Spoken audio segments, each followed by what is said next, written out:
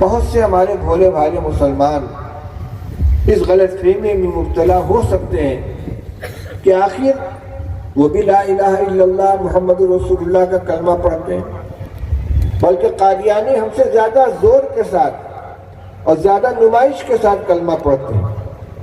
ان کی جو عبادت گاہ ہے اس کے پیشانے پہ بھی لکھا ہوا ملے گا، ان کے دکانوں پہ بھی لکھا ہوا ملے گا، ان کا بینر ملے گا، لا الہ الا اللہ محمد رسول اللہ کلمہ پڑھ رہے ہیں۔ وہ انہوں نے عمارتیں بنا رکھی ہے جس کا نام مسجد ہے، اذان بھی دیتے ہیں، نماز بھی پڑھتے ہیں، پھر آخر کیوں ان کو ایمان سے خارج قرار دیا جاتا ہے؟ اس کو واضح کرنے کے لیے میں نے سورہ منافقین کی چند آیتیں آپ کے سامنے تلاوت کی ہیں۔ نبی کریم صلی اللہ علیہ وسلم کے زمانے میں 3 طرح کے لوگ تھے۔ کچھ اہل ایمان تھے، انصار و مہاجرین، جو اللہ کے مقبول و محبوب بندے دنیا اور آخرت کے اندر کامیاب۔ کچھ مشرکین مکہ تھے، اور مدینہ آنے کے بعد وہاں کے یہود تھے جو علی الاعلان ایمان کے مخالف تھے، کفر پر قائم تھے، جن کو مشرکین کہا جاتا ہے، کفار کہا جاتا ہے۔ اور ایک جماعت وہ تھی جن کو منافقین کہا جاتا ہے، جو ایمان کا دعویٰ کرتے تھے لیکن حقیقت میں وہ ایمان سے خالی تھے۔ آپ قرآن پاک کی تلاوت کرتے ہیں،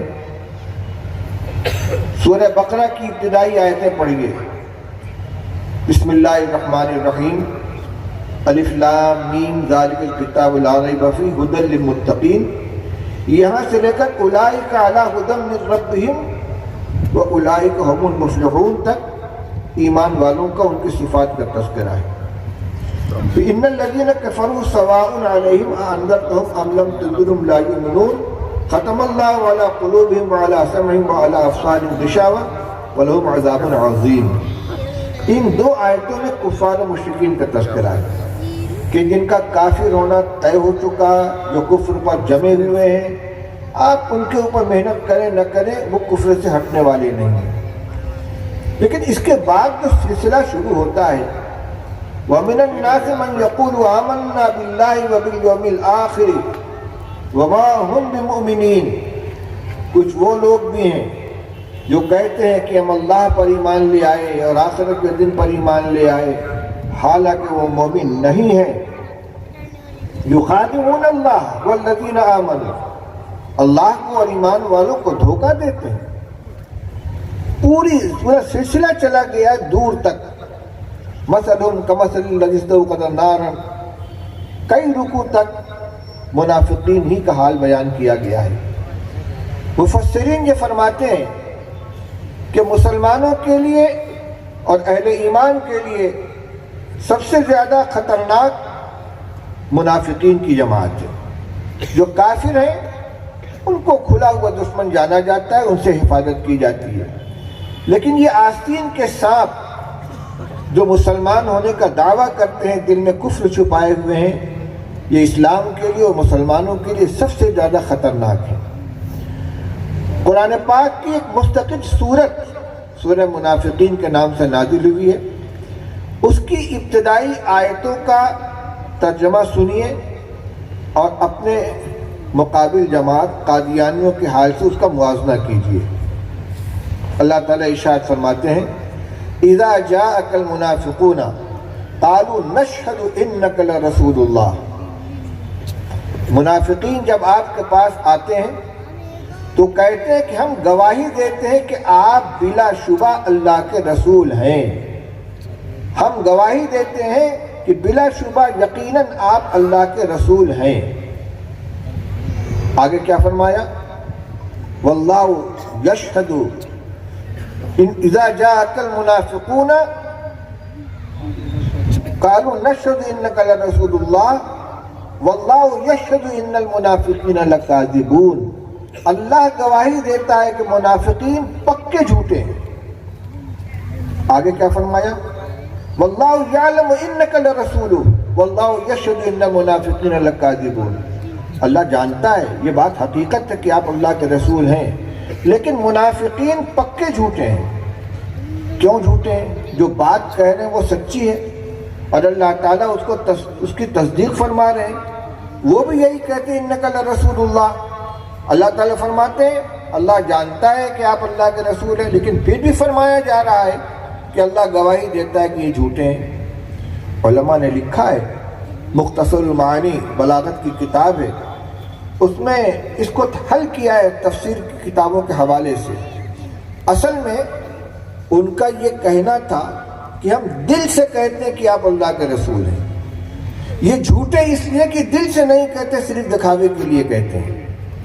بالکل وہی مسئلہ قادیانیوں کا ہے، یہ ہمیں اور آپ کو دھوکہ دینے کے لیے کلمہ طیبہ کا استعمال کرتے ہیں، اس کو اپنے لیے ڈھال بناتے ہیں، جیسا کہ سورہ منافقین میں اللہ تعالیٰ نے منافقین کے بارے میں فرمایا اتخذوا ایمانہم جنۃ فصدوا عن سبیل اللہ انہم ساء ما کانوا یعملون۔ انہوں نے اپنی قسموں کو، اپنی گواہیوں کو اپنے لیے ڈھال بنا رکھا ہے۔ کیوں؟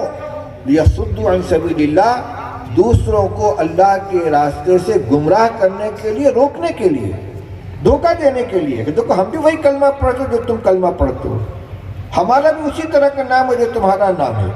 کیا منافقین کا نام نہیں ہوتے تھے؟ منافقین کے سردار کا نام تھا عبداللہ، جس کے بارے میں رسول اللہ صلی اللہ علیہ وسلم فرمایا ہے احب الاسماء الی اللہ عبداللہ و عبد الرحمن او کما قال صلی اللہ علیہ وسلم۔ اللہ کے نزدیک سب سے زیادہ پسندیدہ نام عبداللہ اور عبد الرحمن ہے۔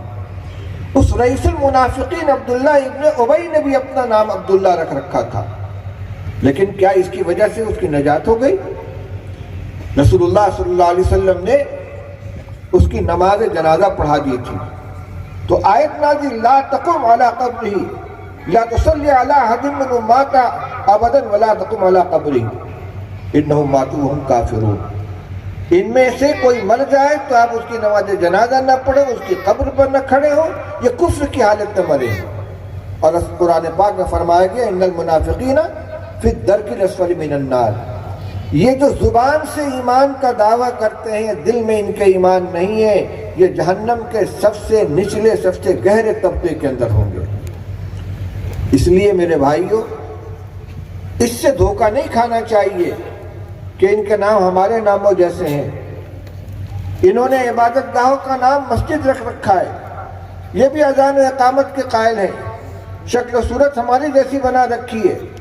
سرکاری دفاتر کے اندر مسلمانوں کے کوٹے پہ قبضہ کر رکھا ہے، وہ مراعات حاصل کر رہے ہیں جو مسلمانوں کو حاصل ہوتی ہے، ہماری جیسی شکلیں ان کی ہیں۔ منافقین کا بھی یہی حال تھا، لیکن اس کے باوجود قرآن پاک نے ان کے بارے میں دو ٹوک اعلان فرما دیا۔ بات کیا ہے؟ وہی کہ ان کو جس بنیاد پہ کافر کہا گیا تو وہ یہ تھا کہ وہ زبان سے کلمہ پڑھتے ہیں لیکن دل میں ان کے ایمان نہیں ہے۔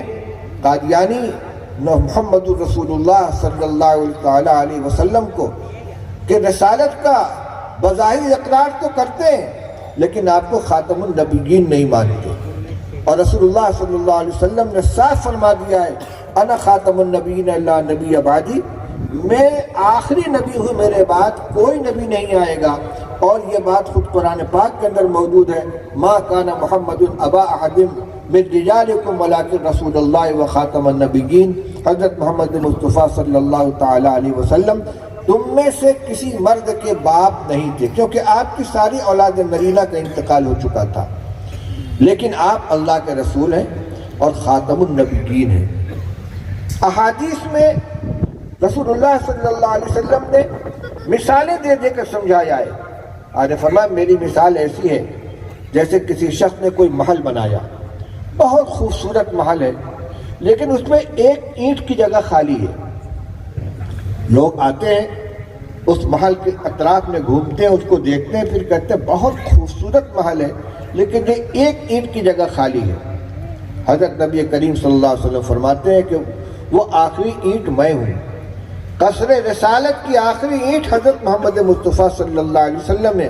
آپ کی آمد کے بعد اب اس میں کسی اضافے کی کوئی گنجائش نہیں ہے۔ اس لیے آپ کے آ جانے کے بعد کسی شخص کا کسی قسم کے نبوت کا دعویٰ یہ قرآن کی بھی تکذیب ہے اور نبی کریم صلی اللہ علیہ وسلم کے ارشاد کی بھی تکذیب ہے. اور جو شخص اللہ کی تکذیب کرے، قرآن کی تکذیب کرے اور رسول اللہ صلی اللہ علیہ وسلم کے ارشادات کی تکذیب کرے، وہ مومن کیسے ہو سکتا ہے؟ فتنہ یہ ہے جیسے منافقین مسلمانوں کے درمیان رلے ملے رہتے تھے، انہی جیسی شکلیں تھیں، انہی کے درمیان اٹھنا بیٹھنا تھا.